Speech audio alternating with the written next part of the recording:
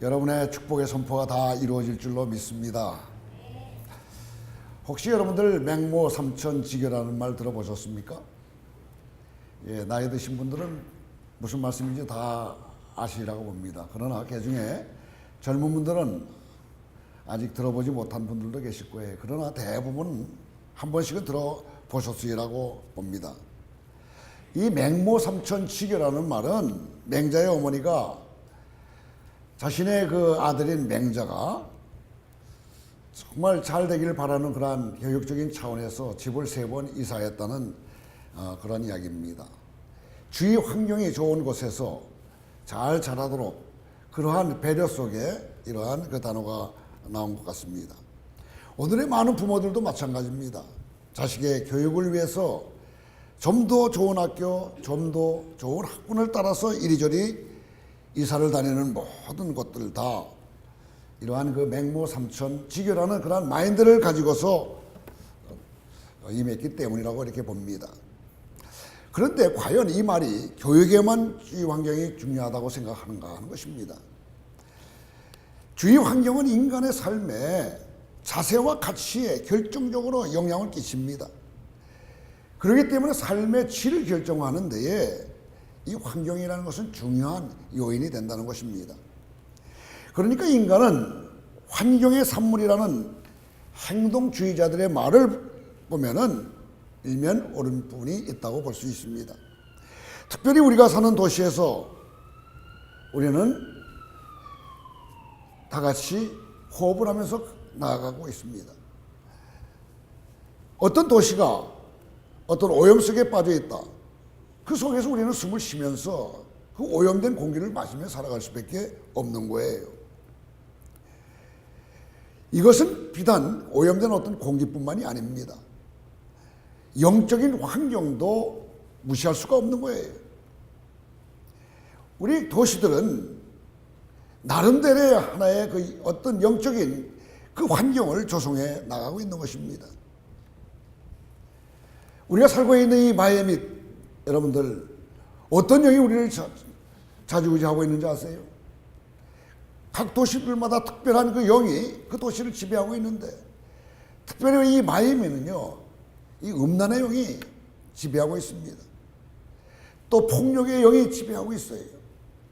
또 마약의 영이 우리를 지배하고 있습니다. 이 속에서 우리는 알게 모르게 살아가고 있는 거예요. 우리 한국 사람들은 이 내면 깊숙이 들어가지 않기 때문에 그런 사람들과 접촉하는 힘이 적기 때문에 그걸 느끼지 못하지만은 이 마이애미가요 얼마나 범죄 도시인지 모릅니다. 이 사실을 언제나 우리는 염두에 두면서 그런 걸 모르고 살아간다는 것 어떤 의미에서는 행복이라고 볼 수 있겠지만은 이것은 또한 우리 믿음의 사람으로서는 잘못된 것이라고 볼 수가 있는 것입니다. 자, 이러한 그 도시가 주는 그러한 그 영향 이것들도 우리는 생각해 보아야 되는 것입니다. 이 마이애미 이것을 우리가 생각하면서 오늘 본문 말씀과 연결시켜 본다고 한다면은 너무나 흡사한 점이 이 고린도 도시와 같다는 것입니다. 고대의 고린도 도시가 어떤 것이었던가? 이 고린도는 그 당시에 로마 제국에 속해 있는 도시로서요 가장 흥청망청했던 도시 중에 하나였다는 거예요. 그런데 대표적인 그 특성이 뭐냐 할 것 같으면은 음란의 도시였다는 것입니다. 어떤 작가에 의할 것 같으면은 고린도는 마치 시카고와 파리의 가장 나쁜 것들만 골라서 짠 외투와 같다고 이렇게 표현하는 분들도 계십니다. 그리고 그 당시 너는 고린도 사람과 같다라는 그런 말은요 너는 남봉꾼에다가 방탕하다라는 그런 뜻을 가졌다는 것입니다. 또한 그 당시 용어 중에서 고린도화하다라는 말은 매춘을 하다라는 뜻으로 쓰였다고 합니다. 그래서 고린도 여인이라는 말은 매춘부라는 뜻을 가졌다는 거예요. 매춘부. 이와 같은 실상이 바로 고린도의 영적인 환경이었습니다. 즉 음란과 매춘이 성행했던 더럽고 추악한 도시가 바로 고린도였다는 것이죠. 지금도 고린도를 가보게 되면 차마 눈 뜨고 볼 수 없는 것들이 많이 남아있는 것을 보게 됩니다. 고린도에 있는 건물들 보게 되면 외벽에요 몰딩 장식을 해놨는데 이 프로노로 장식되어 있는 곳들이 여기저기에 있습니다. 자, 그렇다고 한다면은 고린도는 왜 이런 음란한 그런 영적 환경을 가지게 되었는가 하는 것입니다.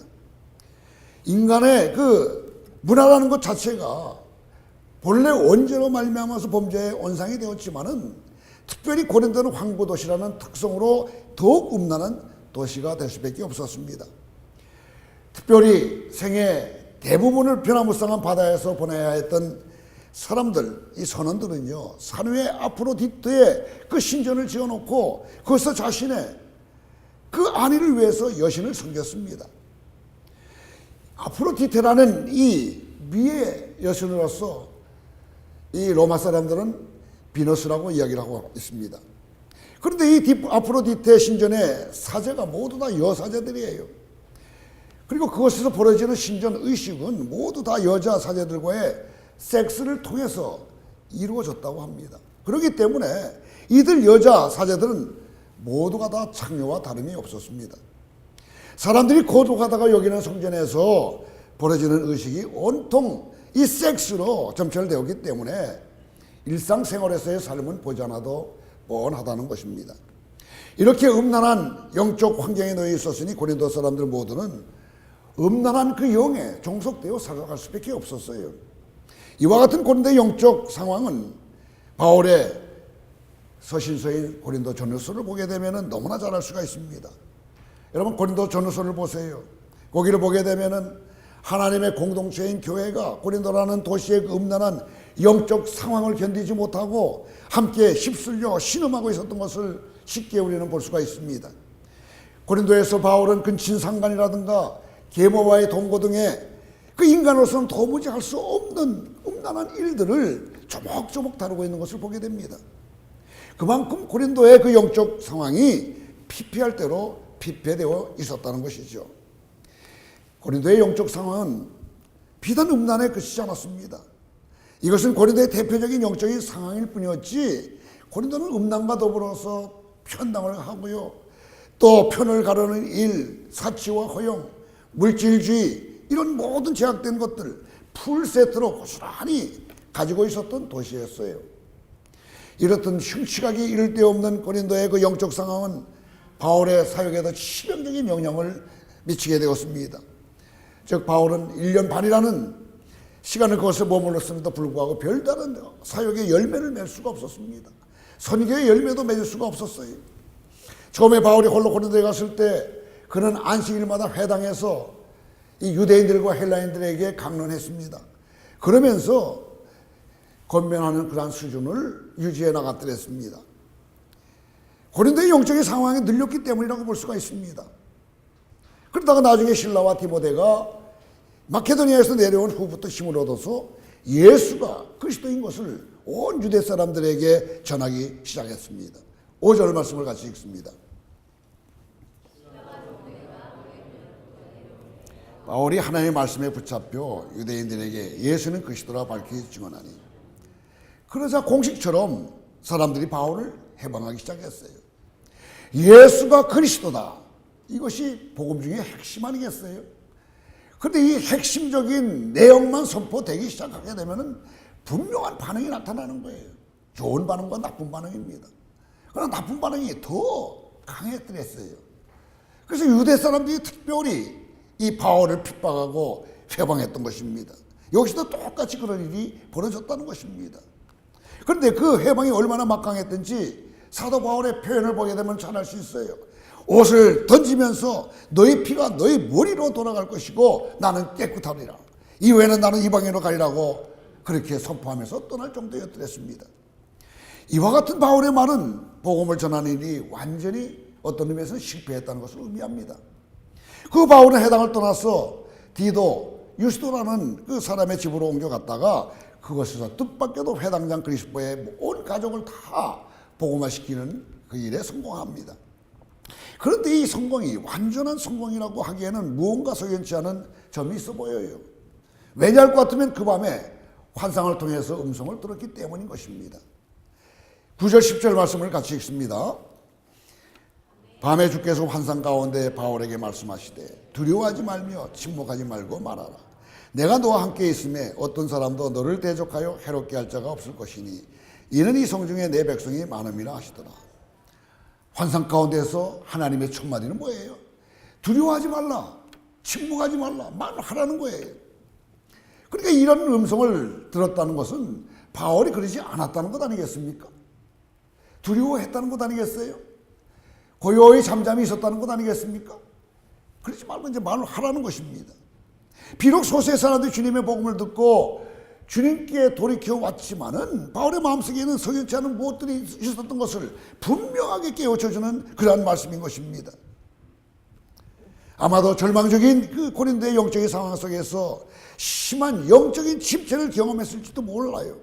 그래서 비록 해당장 그리스도가 주님께 돌아온 그런 감격스러운 상황에서조차도 마음을 활짝 열고 기뻐하지 못했다는 것입니다.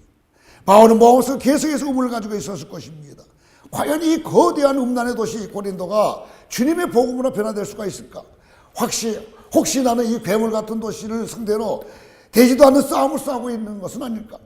괜한 헛쓰고 말고 모든 것을 집어치고 다른 것을 가야 될 것은 아닌가 하면서 그런 의심을 갖고 있을 수도 모릅니다. 바로 이러한 영적인 침체 상황에서 하나님은 바울에게 두려워하지 말라, 침묵하지 말라, 말하라는 말씀을 주셨던 것입니다. 그리고 바울은 이 말씀을 붙들고 1년 6개월 동안을 이 고린도라는 곳에서 계속해서 복음 사역을 진행해 나갈 수 있었던 것입니다. 이와 같은 고린도에서 바울의 사역은 다른 그 여타의 지역에서의 사역과 견지어 본다면 분명 초라하고 심지어 실패한 사역으로까지 비춰질지도 모릅니다. 그러나 고린도에서의 바울의 사역은 비록 열매가 초라하다고 해서 결코 실패한 사역이라고 볼 수 있는가? 전혀 아니라는 거예요. 너무나도 척박한 고린도의 영적 상황을 감안할 때에 바울의 1년 6개월 동안의 사역은 그가 그곳에 1년 6개월이라는 시간을 머물면서 주님의 복음을 쉬지 않고 전했다는 것 자체만 가지고도 성공 중에 성공이라고 할 수가 있는 것입니다. 준비된 옥토와 같은 곳에서의 사역은 순풍에 돛을 단 듯 쉽게 진행되고 열매도 풍성하게 맺을 수 있을 것입니다. 그러나 곤란해도 자고 일어나면 또 올라오는 돌무더기 숲과 같은 곳에서의 사역은 열매는커녕 돌 고르는 일을 포기하지 않는 것만으로도 가상하지 그지 없는 것입니다. 그러므로 우리는 동일한 잣대로 사역을 그 사람의 인생을 평가해서는 안 될 것이라는 것입니다. 어떤 사람들은 좋은 환경 속에서 힘들이지 않고 풍성한 열매를 맺을 수도 있고요. 어떤 사람은 열매는커녕 죽도록 고생해서 겨우 돌 고르는 일을 마무리 짓는 것으로서 일생을 마무리할 수가 있습니다. 후자의 사람은 비록 열매는 맺지 못할지라도 이 후의 사람이 돌 고른 그 땅에 씨를 뿌려 풍성한 열매를 맺는다면 열매를 거둔 그 사람과 동일한 영광을 가질 것이라는 것입니다.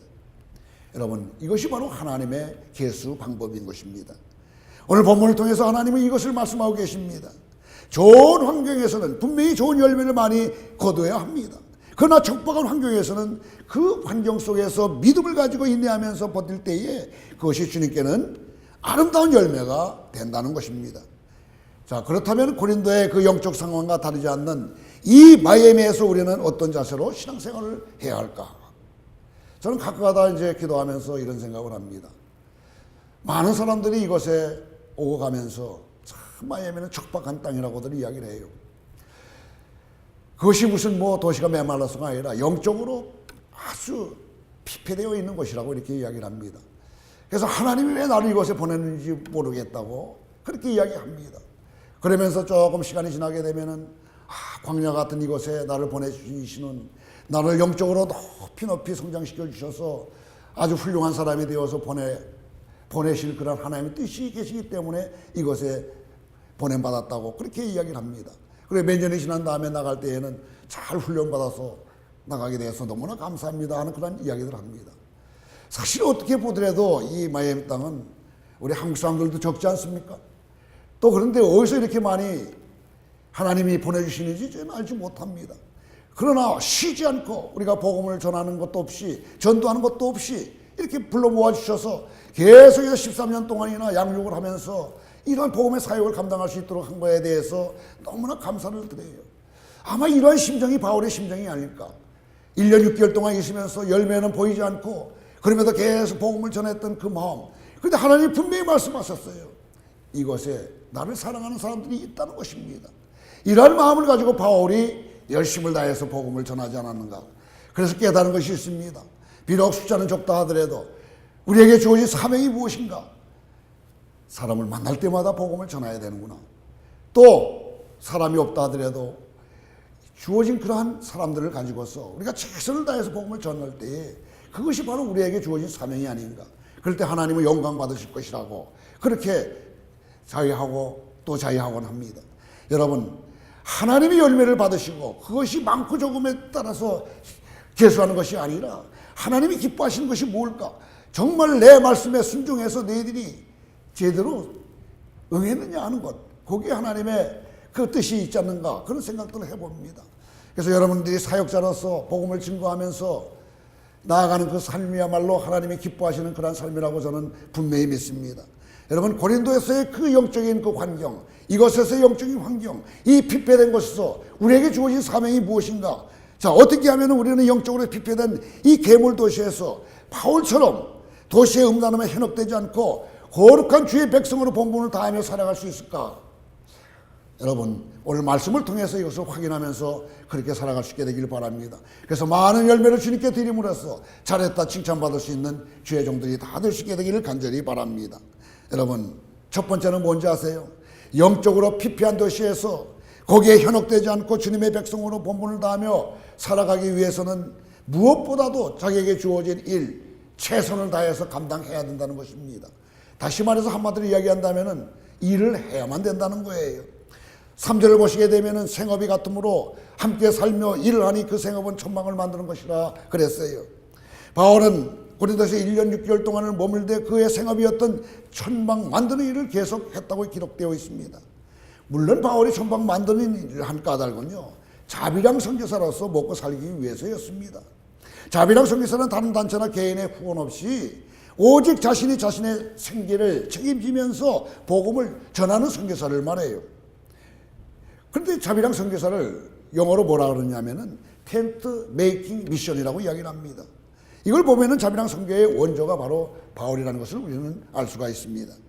왜냐하면 바울이 텐트 만드는 일을 하면서 선교 활동을 했기 때문입니다.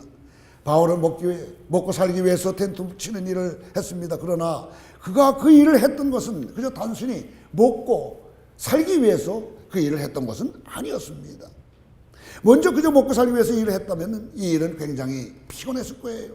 그리고 고된 노동일 수밖에 없었을 것입니다. 그러나 바울은 이 일을 피곤한 노동이 아닌 굉장히 자랑스러운 자랑으로 생각을 했습니다. 사도행전 20장 34절 35절을 보게 되면은 바울이 밀레도에서 에베소 교회 장로들을 불러서 이야기하는 장면이 나옵니다. 그 구절을 보게 되면은 확실히 우리는 알 수가 있습니다. 그 구절을 같이 읽도록 하겠습니다. 34절 35절입니다.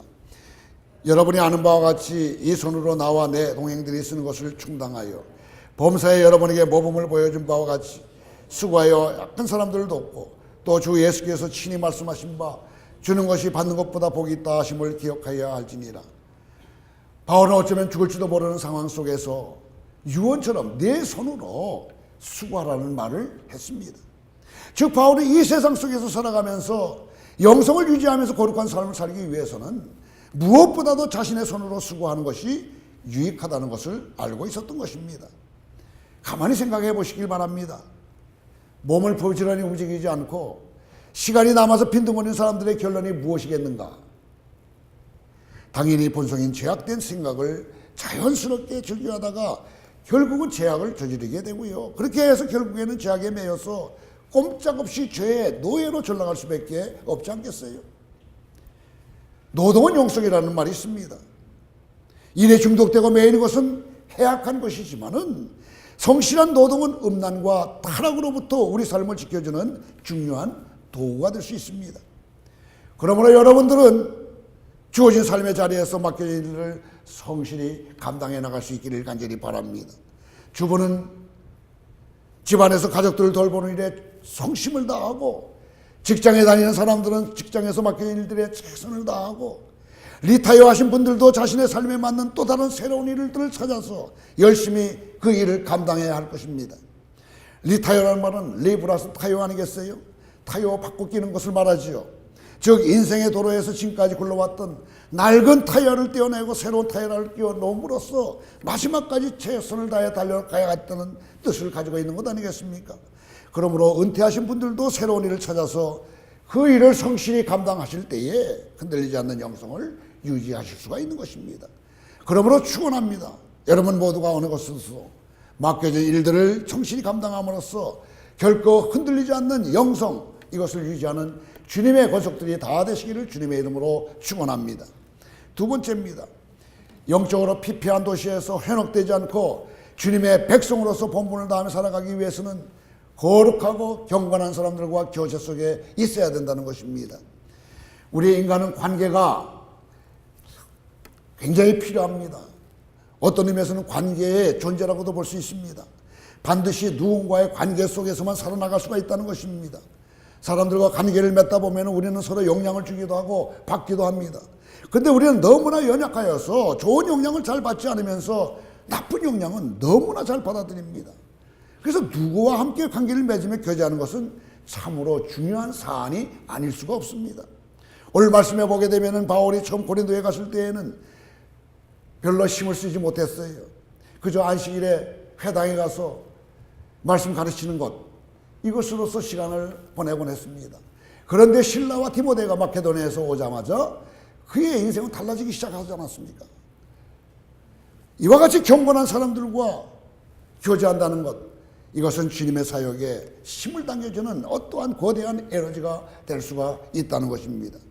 또한 바울이 1년 반 동안 고린도 거기에 있으면서 거룩함을 유지할 수 있었던 것은 브리스길라와 아굴라와 같은 사람들과 교제함 때문이었다고 볼 수 있습니다. 브리스길라는 여자 이름입니다. 아굴라는 남자 이름이에요.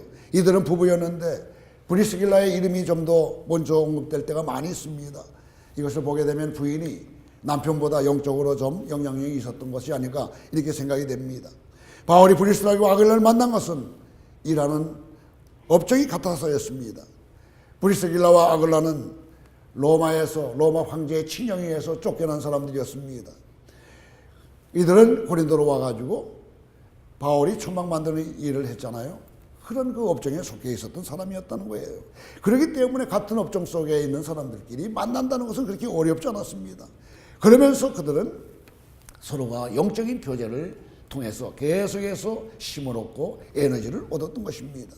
원래부터 브리스길라와 아굴라가 예수 믿었는지 안 믿었는지 알지 못하지만은 여하튼 간에 이 바울은 그들과의 교제를 통해서 함께 거룩한 주님의 백성으로서 삶을 살아갈 수 있게 되었습니다. 이 세상의 죄악은 결코 혼자서는 이길 수 없는 강력한 것입니다. 그러나 경건한 사람들과의 깊은 영적인 교제는 이와 같은 강력한 죄악을 이기는 원동력이 될 수 있습니다. 자문의 말씀처럼 이 삼겹줄은 끊기 힘들기 때문인 것입니다.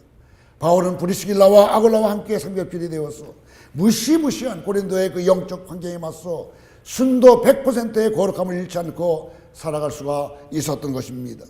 여러분, 경건한 사람들과의 교제를 통해서 막강한 도시에 제약된 영적 환경에 맞서 넉넉히 이기며 살아가시는 주님의 거룩한 백성들이 되시기를 간절히 소원합니다. 세 번째입니다. 영적으로 피폐한 도시에서 현혹되지 않고 주님의 백성으로서 본분을 다하며 살아가기 위해서는 주님과의 깊은 교제가 있어야 되는 것입니다. 주님께서 주시는 그 은혜와 위로 그리고 사랑을 경험하는 것은 아무리 강조해도 지나침이 없습니다. 주님의 공급을 받지 않고 이 타락한 도시 한복판에서 거룩한 그 삶을 유지해 나간다는 참으로 어려워요. 그럴 사람은 아무도 없다고 볼 수 있습니다. 우리의 능력으로는 절대로 제약된 환경을 이길 수가 없습니다. 그럼 우리에게 말씀하시는 주님을 경험하고 만나는 것은 너무나 중요한 것입니다. 주님과 매일 매순간 만나고 교제할 때 우리는 환경을 이기는 힘을 얻게 되기 때문입니다. 9절 10절을 다시 한번 보세요. 밤에 주께서 환상 가운데 바울에게 말씀하실 때 두려워하지 말며 침묵하지 말라. 내가 너와 함께 있음에 어떤 사람도 너를 대적하여 해롭게 할 자가 없을 것이니 이는 이성 중에 내 백성이 많음이라 하시더라. 분명히 주님의 말씀을 이 주님의 말씀 이것은 바울에게 큰 위로와 감동이 되었을 거예요. 특별히 고린도 성 중에 하나의 백성이 많다는 말은 바울에게 큰 도전과 힘을 주었을 것입니다. 왜냐하면 고린도 성중에 하나님의 백성이 많다는 것은 바울을 통해서 하나님의 백성이 점점 늘어날 것이라는 약속의 말씀으로 주셨기 때문 아니겠습니까? 그러므로 이와 같은 하나님의 음성을 들었을 때 바울은 이 고린도 도시의 피폐한 영적 환경을 모두 다 뒤집어 볼 만한 힘을 공급받게 되었을 것입니다. 이 해악한 시대를 거슬러 이길 수 있는 근본적인 그 힘, 그것은 그 무엇보다도 주님과의 긴밀한 교제를 통해서 공급받을 수가 있는 것입니다. 주님의 음성을 직접적으로 듣지 않고는 이 시대의 제약을 절대로 우리는 이겨나갈 수가 없습니다. 그렇기 때문에 우리는 계속해서 주님의 음성을 듣고 주님을 만나는 일에 최선을 기울여야 할 것입니다. 큐티 중에 우리는 주님의 음성을 들을 수 있습니다. 혹은 누군가의 쓴소리와 권면 속에서 우리는 주님의 음성을 들을 수가 있습니다. 찬양 중에 우리는 주님의 음성을 들을 수가 있습니다. 밥을 짓다가 김이 차오르면서 딸랑거리는 압력 밥솥을 보다가 우리는 주님의 음성을 들을 수가 있습니다. 누군가의 사고 소식을 통해서 우리는 주님의 음성을 들을 수가 있습니다. 어린아이의 미소 속에서도 우리는 하나님의 음성을 들을 수가 있습니다. 노을 지는 하늘을 보면서 우리는 주님의 음성을 들을 수가 있습니다. 다만 우리의 마음이 잔잔한 호수와 같을 때에 주님의 음성을 더욱 잘 들을 수가 있는 것입니다. 잔잔한 호수의 내면은 그 수면은 아주 작은 돌 하나만 던져도 커다란 파문이 일어가지고 호수 수면 전체를 요동케 하지 않습니까? 그러나 호수의 수면이 폭풍 속에서도 같이 거세게 요동한다고 한다면 아무리 커다란 돌을 던져도 그 파문은 잘 느껴지지가 않습니다. 그렇기 때문에 우리는 무엇보다도 우리의 마음을 고요히 할 필요가 있습니다. 왜냐하면 우리 주님은 듣기 싫어하는 사람에게, 들을 기가 없는 사람들에게 강압적으로 큰 소리로 말씀하시는 분이 아니시기 때문에 그렇습니다. 그분은 언제나 작은 소리로 속삭이기를 원하십니다. 그래서 우리가 고요하고 잠잠하게 하나님의 목소리를 들으려고 할 때에는 우리는 하나님의 음성을 들을 수가 있게 되는 것입니다. 그러므로 축원합니다. 사랑하는 성도 여러분, 고요함 가운데 찾아오는 주님의 음성을 들어서 음란하고 죄악된 이 세상에서 주님의 빛된 자녀들로 살아가는 데 승리하시기를 주님의 이름으로 축원합니다. 오늘 주신 말씀을 정리해 봅니다. 영적으로 피폐한 도시에서 현혹되지 않고 주님의 백성으로 본분을 다하며 살아가기 위해서는 어떻게 해야 된다고요? 첫 번째는 무엇보다도 주신 일에 대해서 최선을 다해야 된다는 것입니다. 일을 하시길 바랍니다. 두 번째는 경건한 사람들과 교제를 할 수 있게 되기를 바랍니다. 세 번째는 계속적으로 주님의 음성을 직접 들으셔야만 하는 것입니다. 여러분, 경건한 사람들과 같이 교제한다는 것 같이 아름다운 일은 없어요. 여러분, 끼리끼리 논다는 말 있지 않습니까? 어느 날 내 영적인 상태를 보려면 자기 주위를 돌아보면 알 수 있을 것입니다. 내 주위에 있는 사람이 경건한 사람인가? 주님의 말씀을 사모하면서 하나님께 영광을 돌리는 그런 길로 가고자 애쓰는 그러한 사람인가? 이걸 확인해 보면 알 것입니다. 여러분, 경건한 사람들과 모일 수 있는 것이 어디겠어요? 순모임 아니겠습니까? 아직도 순에 참여하지 않은 분들은 다들 찾아가셔서 여러분 하나님의 음성을 듣고 그들을 통해 들려주시는 주님의 그 뜻을 깨달으면서 영적인 성숙 속에 있게 되기를 간절히 소원합니다. 이렇게 세 가지를 계속해서 여러분들이 해나가실 때에 여러분들도 주님의 음성을 들을 줄 압니다. 영적으로 피폐된 이 마이애미 땅이지만은 너희들 두려워하지 말라, 침묵하지 말라, 그리고 가서 복음을 전하라는 그런 음성을 들을 수 있을 것입니다. 그때 만나는 사람들에게 예수가 그리스도다 이걸 전할 때에 놀라운 반응들이 일어날 줄로 분명히 믿습니다. 그래서 많은 열매를 주님께 드림으로 착하고 충성된 종아 내가 너를 사랑한다 하는 그런 음성을 들으면서 기뻐하고 감사할 수 있는 우리 모두가 될 수 있게 되기를 간절히 바랍니다. 기도하겠습니다. 사랑하시는 주님, 이 탈 많고 흠 많고 죄악이 만연한 세상에서 저희와 함께 늘 함께 해주시고 말씀해 주셔서 감사를 드립니다. 언제나 고요하게 주님의 음성에 귀 기울이며 주님의 사랑하시는 사람들과 교제하고 성신이 맡겨진 일들을 잘 감당하면서 주님이 기뻐하시는 자로서 일생을 살아갈 수 있도록 의뢰에게 은혜를 도하여 주시옵소서. 예수님의 이름으로 기도드리옵나이다. 아멘.